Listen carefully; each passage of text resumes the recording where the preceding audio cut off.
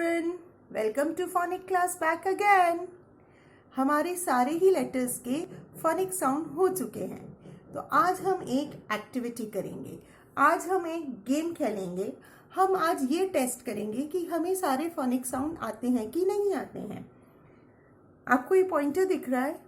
ये पॉइंटर मैं जिस अल्फ़ाबेट पे रखूं, आपको उस अल्फ़ाबेट का साउंड निकालना है. So let's start the game.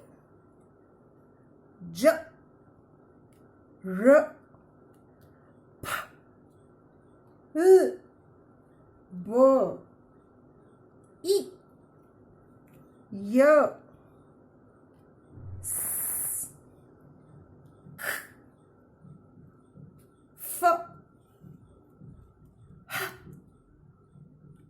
अ, क्व, अ, ए,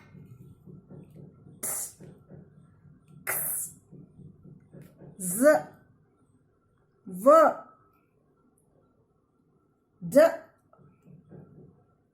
म, य, न, ब. So now let's end the activity.